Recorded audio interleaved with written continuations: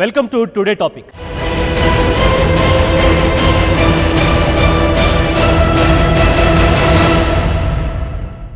ఎన్నికల షెడ్యూల్ విడుదలకు కౌంట్డౌన్ మొదలైంది.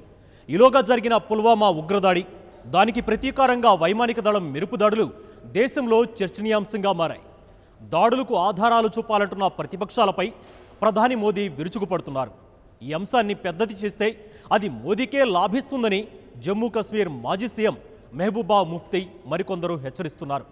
గుజరాత్ ఎన్నికల సమయంలో చేసిన వ్యూహాత్మక తప్పిదమే విపక్షాలు మరోసారి చేస్తే అదే మోదీకి, బీజేపీకి లాభించే అవకాశం కనిపిస్తోంది.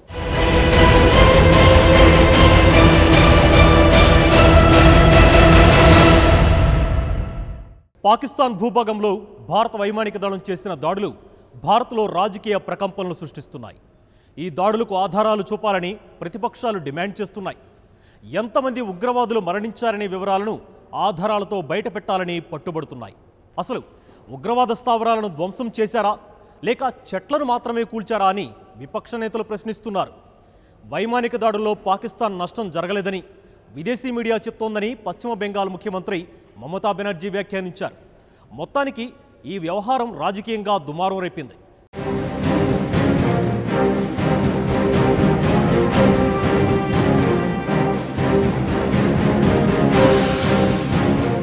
సర్జికల్ స్ట్రైక్ 2 పుల్వామా ఉగ్రదాడికి ప్రతీకారంగా ఫిబ్రవరి 26న భారత వాయుసేన సరిహద్దులు దాటి పాకిస్తాన్లోని బాలాకోట్ మరో 2 చోట్ల ఉగ్రవాద స్థావరాలను ధ్వంసం చేసినట్టు ప్రకటించింది.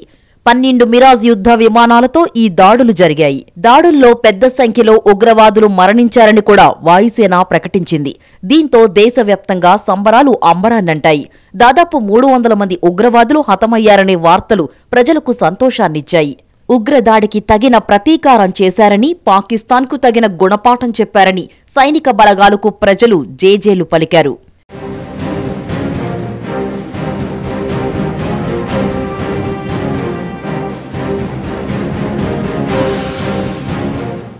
వైమానిక దాడుల తర్వాత ప్రజలు సంబరాలు చేసుకుంటుంటే ప్రతిపక్ష నాయకులు కొందరు అనుమానాలు లేవనెత్తారు. ఈ దాడులకు ఆధారాలు ఎక్కడా అని ప్రశ్నించారు. కాంగ్రెస్, తృణమూల్, ఇతర పార్టీల నాయకులు వైమానిక దళ ప్రకటననే అనుమానించేలా మాట్లాడుతున్నారు.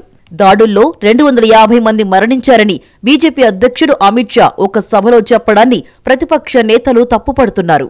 ఆయనకు ఆ సమాచారం ఎలా వచ్చిందని వారు ప్రశ్నించారు.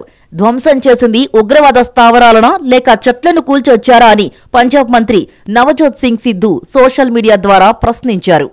ఈ విషయంలో మోదీ ప్రభుత్వం ఆధారాలు చూపాల్సిందేనని కాంగ్రెస్ నాయకులు దిగ్విజయ్ సింగ్ తదితరులు డిమాండ్ చేశారు.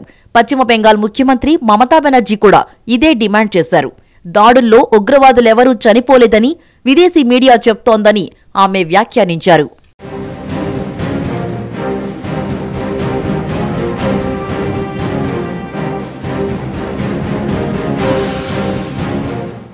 ఉరి ఉగ్రదాడికి వ్యతిరేకంగా తొలిసారి జరిగిన సర్జికల్ స్ట్రైక్ విషయంలోనూ ప్రతిపక్షాలు ఇలాగే స్పందించాయి.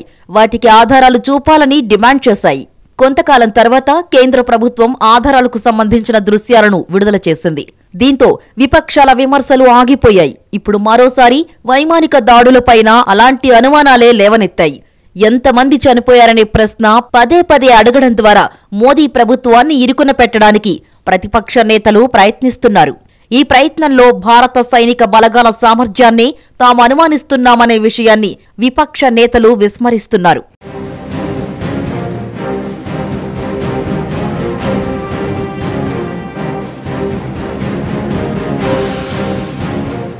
వైమానిక దాడులకు సంబంధించి విదేశీ వ్యవహారాల శాఖ ప్రతినిధి మొదట ప్రకటన చేశారు.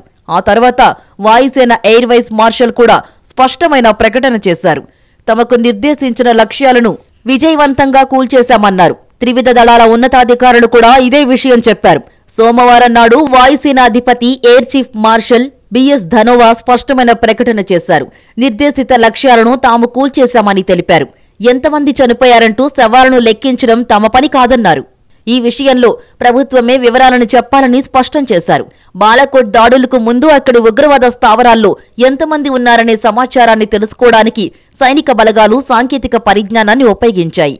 అక్కడ 280 సెల్ ఫోన్లు యాక్టివ్గా ఉన్నాయని, జాతీయ సాంకేతిక పరిశోధన సంస్థ విశ్లేషించింది. ఇదే సమాచారాన్ని వాయుసేనకు అందించింది. అంటే కనీసం 280 మంది ఆ శిబిరాల్లో ఉన్నట్టు నిర్ధారణ అయింది. యాక్టివ్ సెల్ ఫోన్లు లేకుండా కూడా మరికొంతమంది ఉండొచ్చా అంటే ఉండొచ్చు, ఉండకపోవచ్చు. అయితే 280 మంది ఉన్నారనేది మాత్రం ఖాయం. ఈ సమాచారం అందగానే వాయుసేన రంగంలోకి దిగింది. ఉగ్రవాద స్థావరాలను 1000 కిలోల బాంబులతో నేలమట్టం చేసింది. 21 నిమిషాల్లో దాడుల్ని ముగించింది. ఈ దాడుల తర్వాత డజన్ల సంఖ్యలో శవాలను పాకిస్తాన్ ఆర్మీ అంబులెన్సుల్లో తీసుకెళ్లినట్టు ప్రత్యక్ష సాక్షులు తెలిపారని మీడియాలో వార్తలొచ్చాయి. కనీసం 300 మంది ఉగ్రవాదులు హతమయ్యారని జాతీయ వార్తా ఛానళ్లు వార్తలు ప్రసారం చేశాయి. దీంతో దేశవ్యాప్తంగా ప్రజలు సంబరాలు చేసుకున్నారు.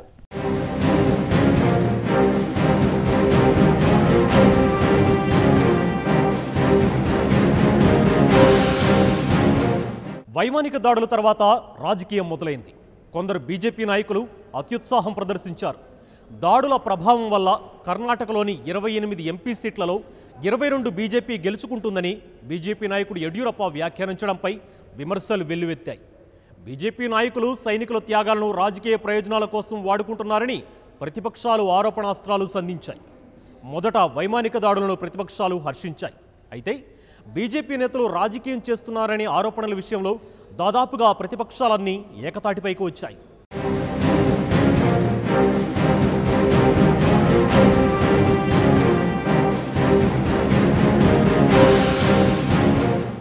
వైమానిక దాడులు జరిగిన వెంటనే కొందరు బీజేపీ నాయకులు అత్యుత్సాహంతో స్పందించారు. ఈ దాడుల వల్ల వచ్చే ఎన్నికల్లో తమకు లాభం కలుగుతుందని వ్యాఖ్యానించారు. కొందరు ప్రైవేట్ చర్చల్లో ఈ అభిప్రాయం వెలుబుచ్చారు.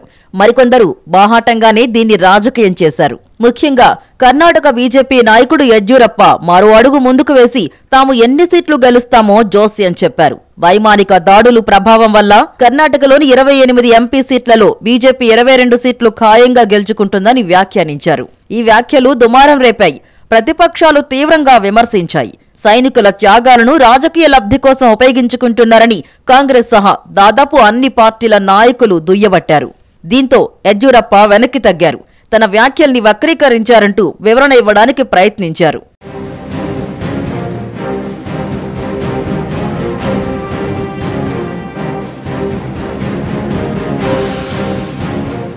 బీజేపీ అధ్యక్షుడు అమిత్ షా కూడా ఈ అంశాన్ని ఓ సభలో ప్రస్తావించారు. వైమానిక దాడుల్లో కనీసం 250 మంది ఉగ్రవాదులు మరణించారని అన్నారు. అయితే ఇది బీజేపీకి, మోదీకి ఉపయోగపడుతుందనే మాటలు చెప్పలేదు. కానీ ఆయన ఉద్దేశం మాత్రం దీని నుంచి లబ్ధి పొందాలనే అంటూ విపక్షాలు విమర్శించాయి.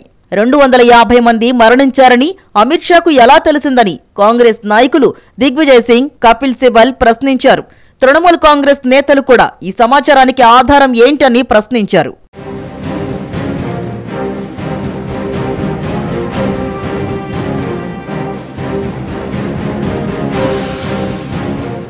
వైమానిక దాడుల్ని రాజకీయ లబ్ధికి వాడుకోవాలని ప్రయత్నించడం కర్ణాటకకే పరిమితం కాలేదు. ఢిల్లీ తదితర చోట్ల కూడా బీజేపీ నాయకులు మోదీని యుద్ధవీరుడుగా కీర్తిస్తూ ఫ్లెక్సీలు, హోర్డింగుల్ని ప్రదర్శించారు. ఇది కూడా విమర్శలకు తావిచ్చింది. సరిహద్దుల్లో సైనికులు త్యాగాలు చేస్తుంటే బీజేపీ నాయకులు దాన్నుంచి రాజకీయ లబ్ధి పొందడానికి ప్రయత్నించడం హేయమని విపక్ష నాయకులు విమర్శించారు. ఏపీ సీఎం చంద్రబాబు నాయుడు కూడా యడ్యూరప్ప, ఇతర బీజేపీ నేతల వైఖరిని తీవ్రంగా విమర్శించారు. మాయావతి, అఖిలేష్ యాదవ్, అరవింద్ కేజ్రీవాల్ తదితర నాయకులు కూడా ఈ వైఖరిని తప్పుపట్టారు. దీంతో బీజేపీ నాయకులు దిద్దుబాటు చర్యలకు దిగారు. ఈ దాడుల్ని తాము రాజకీయంగా ఉపయోగించుకోవడానికి ప్రయత్నించడం లేదని వివరణ ఇచ్చుకున్నారు.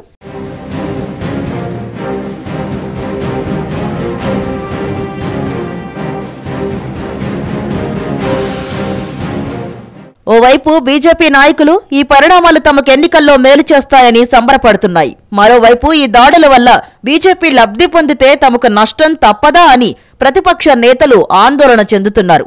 పుల్వామా దాడి, వైమానిక దళం ప్రతీకార దాడుల తర్వాత ప్రజల్లో భావోద్వేగాలు పెరిగాయి. పాకిస్తాన్పై ద్వేషం మరింత పెరిగింది.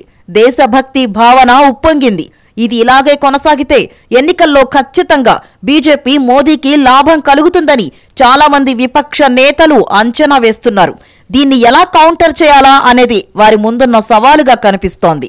వైమానిక దాడుల్లో గాయపడిన జైషే మహ్మద్ చీఫ్ మసూద్ అజార్ మరణించాడని సోషల్ మీడియాలో వార్తలు చక్కర్లు కొట్టాయి. అదే నిజమైతే భారత్కు మరో ఘన విజయం అవుతుందని కూడా అంచనాలు వెలువడ్డాయి. ఇవన్నీ మోదీకి బలం చేకూర్చేలా కనిపిస్తున్నాయి.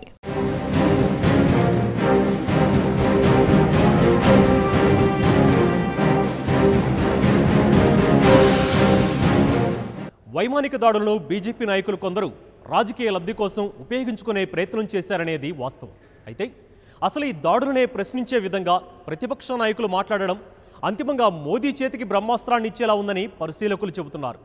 ఉగ్రవాద దాడులకు ప్రతీకారంగా సరిహద్దులను దాటి ముష్కరులను మట్టుపెట్టడం అనేది మోదీ హయాంలో 2 సార్లు జరిగింది. గతంలో ఎప్పుడూ ఇలా జరగలేదు. భారత వాయుసేన పాకిస్తాన్లో చొరబడి బాంబులు వేసినా ప్రపంచం మొత్తం భారత్కు మద్దతు ఇచ్చింది. చైనా కూడా పాకిస్తాన్ను సమర్థించని విధంగా మోదీ ప్రభుత్వం కట్టడి చేసింది. ప్రజల్లో దేశభక్తి భావన విపరీతంగా పెరిగింది.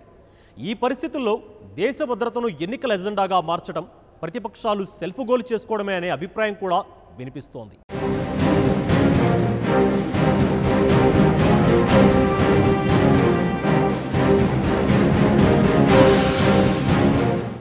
పార్లమెంట్ ఎన్నికల్ని అధ్యక్ష ఎన్నికల తరహాలో ఎదుర్కోవడం బీజేపీ వ్యూహంలో భాగం.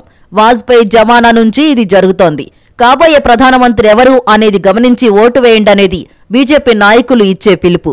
ఈ విషయంలో వాజ్పేయి, మోదీ ఇద్దరూ సఫలమయ్యారు. వచ్చే ఎన్నికల్లో కూడా మోదీ ప్రభుత్వం మళ్లీ కావాలా వద్దా అనే నినాదంతోనే బీజేపీ ఎన్నికల బరిలోకి దిగుతుంది. దేశ భద్రతను ఎన్నికల ఎజెండాగా మారిస్తే అది మోదీకే మేలు చేసే అవకాశం ఉంది. మోదీ ప్రభుత్వాన్ని ప్రశ్నించే ప్రయత్నంలో అసలు మన సైనిక బలగాల పరాక్రమాన్ని ప్రశ్నించేలా విపక్ష నేతలు మాట్లాడుతున్నారు. ఇది దేశ ప్రజల్లో, ముఖ్యంగా యువతలో విపక్షాల పట్ల వ్యతిరేకతను పెంచే అవకాశం ఉంది. కొందరు పరిశీలకులు ఇదే అభిప్రాయం వ్యక్తం చేస్తున్నారు.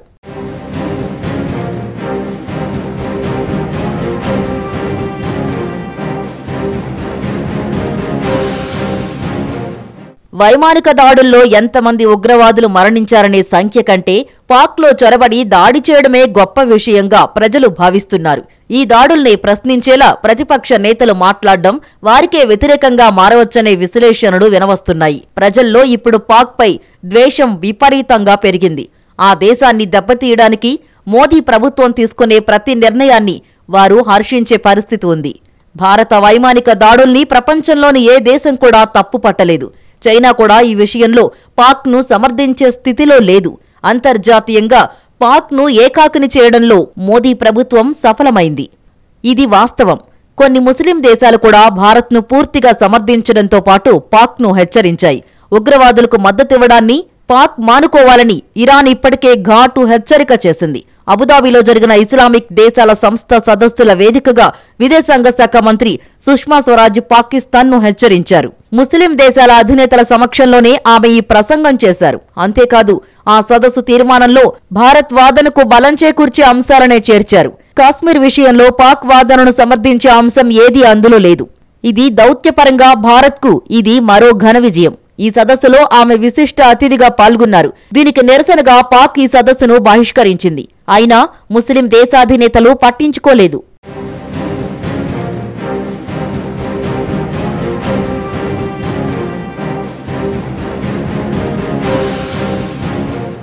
నరేంద్ర మోదీ ప్రధానమంత్రి అయిన తర్వాత విదేశాల్లో భారత్ ఖ్యాతి పెరిగింది. భారత్లోకి విదేశీ పెట్టుబడులు కూడా పెరిగాయి. భారత్ పట్ల అన్ని దేశాలకు నమ్మకం పెరిగింది. విదేశాల్లో మోదీకి రాక్ స్టార్ తరహాలో ఘన స్వాగతం లభించింది. ఇవన్నీ భారతీయులకు గర్వకారణం అనదగిన పరిణామాలే. దేశ భద్రత విషయంలో రాజీలేని పోరాటం చేసే యోధుడిగా మోదీని బీజేపీ నాయకులు ఫోకస్ చేస్తున్నారు. ఉరీ దాడి తర్వాత తొలి సర్జికల్ స్ట్రైక్ ఫలితంగా యూపీ అసెంబ్లీ ఎన్నికల్లో బీజేపీ భారీగా లబ్ధి పొందింది. ఆ ఎన్నికల్ని దాదాపుగా క్లీన్ స్వీప్ చేసింది. మోదీ ప్రధానిగా ఉంటేనే దేశం సురక్షితంగా ఉంటుందనే బీజేపీ ప్రచారం యూపీ ప్రజల్ని ప్రభావితం చేసింది. ఆ తర్వాత గుజరాత్ ఎన్నికల సమయంలో ప్రతిపక్షాలు వ్యూహాత్మక తప్పిదం చేశాయి. గుజరాత్ అభివృద్ధికి బదులు జాతీయ అంశాలనే చర్చనీయాంశంగా మార్చారు రాహుల్ గాంధీ. దేశ భద్రతా అంశాలను కూడా ఆయన ప్రస్తావించారు. దీన్ని మోదీ ప్లస్ పాయింట్గా మార్చుకున్నారు. పాకిస్తాన్కు మేలు చేసేలా మణిశంకర్ అయ్యర్ తదితరులు వ్యాఖ్యానించారని, తనను అంతం చేసే కుట్ర జరుగుతోందని ఆరోపించారు. దీంతో ఆ ఎన్నికల ప్రచార స్వరూపమే మారిపోయింది. ఫలితంగా గుజరాత్లో బీజేపీ మరోసారి సునాయాసంగా విజయం సాధించింది. ప్రతిపక్షాల వ్యూహాత్మక తప్పిదం అలా బీజేపీకి కలిసొచ్చింది.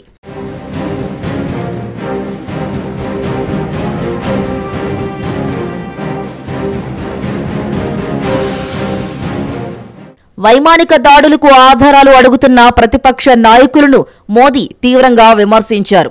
ప్రతిపక్ష నాయకుల వ్యాఖ్యలు పాకిస్తాన్కు ఉపయోగపడుతున్నాయని దుయ్యబట్టారు. మన సైనికుల పరాక్రమాన్నే ప్రశ్నించడం దారుణమని విమర్శనాస్త్రాలు సంధించారు. విపక్షాలు సహకరించకపోయినా దేశ భద్రత విషయంలో తాను రాజీ పడేది లేదన్నారు. దేశానికి కాపలాదారైన తాను అప్రమత్తంగా ఉందని, భారత్ సురక్షిత వ్యక్తి చేతుల్లో ఉందని భరోసా ఇచ్చారు. ఇది ప్రజల్ని ఆలోచింపచేసే అవకాశం ఉంది. సమకాలీన రాజకీయాల్లో జనం సమ్మోహనంగా మాట్లాడే వక్తల్లో మోదీ మొదటివారు. అనర్గళంగా ప్రసంగించడమే కాదు, ప్రజల్ని ఆలోచింపచేసే అంశాలను సమయానుకూలంగా ప్రస్తావించడంలో దిట్ట. దేశ భద్రత విషయంలో ఆయన వాగ్దాటిని ఎదుర్కోవడం ప్రతిపక్షాలకు సవాల్ కావచ్చు. కాబట్టి ఎన్నికల ఎజెండా మోదీ చేతుల్లోకి వెళ్లకుండా చూడాలని జమ్మూ కశ్మీర్ మాజీ ముఖ్యమంత్రి మెహబూబా ముఫ్తీ విపక్ష నేతలకు సూచించారు. మోదీ ప్రభుత్వ వైఫల్యాలనే ఎజెండాగా చేయాలని చెప్పారు. దేశ భద్రత ఎజెండాగా మారితే మోదీని ఆపడం కష్టమని ఆమె హెచ్చరించారు.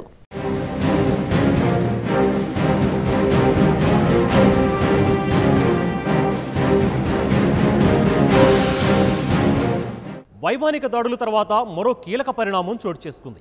తమ భూభాగంలోకి భారత యుద్ధ విమానాలు చొరబడడం పాక్ అవమానంగా భావించింది. దీనికి ప్రతీకారంగా F-16 యుద్ధ విమానాలతో భారత్పై దాడికి ప్రయత్నించింది. దీనిని భారత్ సమర్థంగా తిప్పికొట్టింది. ఒక F-16 విమానాన్ని కూల్చేసింది. ఈ క్రమంలో ఒక MiG-21 విమానం సరిహద్దుల అవతల కూలిపోయింది. అందులోని పైలట్ అభినందన్ పాక్ ఆర్మీ చేతికి చిక్కారు. అయితే 3 రోజుల్లోనే పాక్ మెడలు వంచి ఆయన క్షేమంగా వెనక్కి రప్పించడం మామూలు విషయం కాదు. భారత్ హెచ్చరికలు, అంతర్జాతీయంగా వచ్చిన ఒత్తిళ్లకు తట్టుకోలేకే పాక్ ప్రభుత్వం అభినందన్ను బేషరతుగా విడుదల చేసింది. ఇది కూడా మోదీ ఘనతే అని బీజేపీ నాయకులు ఖచ్చితంగా ప్రచారం చేస్తారు.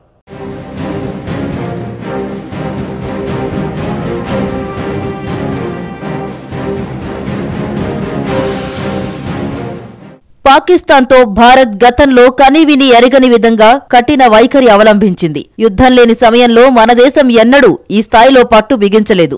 వైమానిక దాడులకు ప్రతీకారంగా పాక్ ప్రభుత్వం F-16 యుద్ధ విమానాలతో భారత్పై దాడులకు ప్రయత్నించింది. ఈ దాడులను భారత్ సమర్థంగా తిప్పికొట్టింది. ఒక F-16 విమానాన్ని నేలకూల్చింది. ఈ క్రమంలో పైలట్ అభినందన్ ప్రయాణిస్తున్న MiG-21 విమానం వాస్తవాధీన రేఖను దాటి కూలిపోయింది. అభినందన్ అందులోంచి దూకి క్షేమంగా బయటపడ్డారు. అయితే ఆర్మీ చేతికి చిక్కారు. దీంతో ఆయన భద్రతపై ఆందోళన వ్యక్తమైంది. ఆయన క్షేమంగా తిరిగి రావాలని దేశ ప్రజలు ముక్త కంఠంతో కోరుకున్నారు. అవసరమైతే పాక్పై దాడి చేసైనా సరే అభినందన్ను తీసుకురావాలని ప్రజల నుంచి డిమాండ్ వినిపించింది.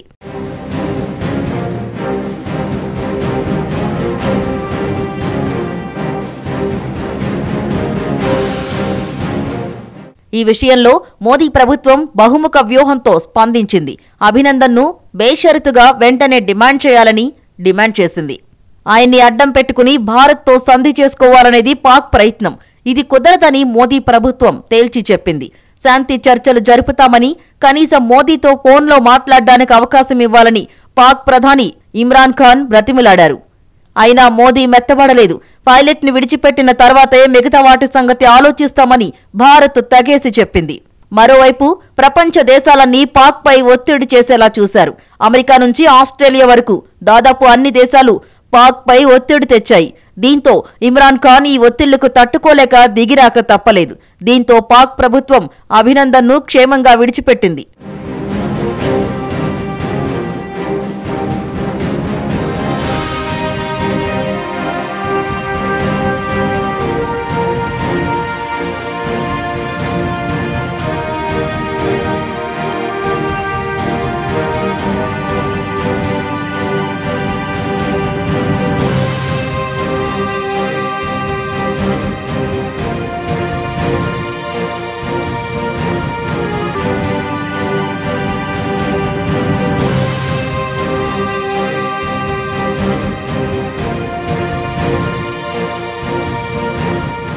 అభినందన్ విడుదలయ్యే రోజు మధ్యాహ్నం నుంచి కోట్లాది మంది భారతీయులు టీవీలకు అతుక్కుపోయారు.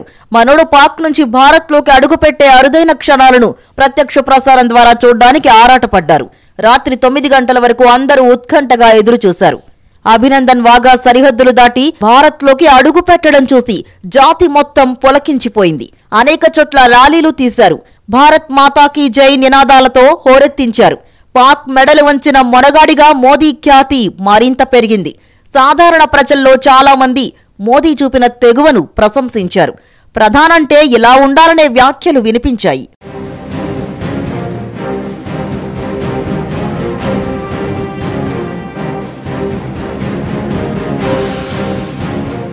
దేశం మొత్తం ఇలాంటి మూడ్లో ఉన్న సమయంలో వారికే బూమరాంగ్ కావచ్చనే పరిశీలకుల అభిప్రాయం గురించి ఆలోచించక తప్పదు. తమ పార్టీ నాయకులు అత్యుత్సాహంతో మోదీకి లాభం కలిగేలా వ్యాఖ్యలు చేయకుండా రాహుల్ గాంధీ జాగ్రత్త పడాల్సిన అవసరం ఉంది. గుజరాత్ ఎన్నికల సమయంలో జరిగిన విధంగా ఏ చిన్న పొరపాటు జరిగినా దాన్ని మోదీ సొమ్ము చేసుకునే అవకాశం ఉంది. ప్రజల్లో దేశభక్తి భావన బలపడిన సమయంలో సైనిక బలగాల సామర్థ్యాన్నే ప్రశ్నించేలా మాట్లాడడం విపక్షాలకు ఏ రకంగా చూసినా క్షేమకరం కాదు. ఇప్పటికీ ప్రతిపక్షాలు ఈ వ్యూహాత్మక తప్పిదాన్నే కొనసాగిస్తే అది సెల్ఫ్ గోల్ కావచ్చనేది విశ్లేషకుల అంచనా. మెహబూబా ముఫ్తీ హెచ్చరిక కూడా అదే.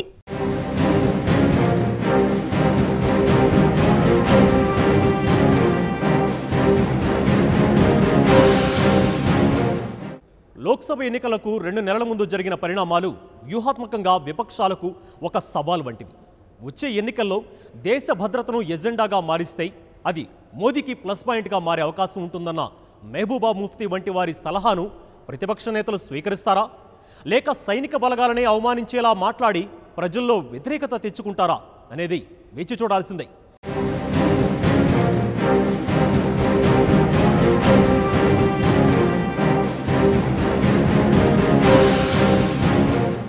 ఇది ఈరోజు టుడే టాపిక్.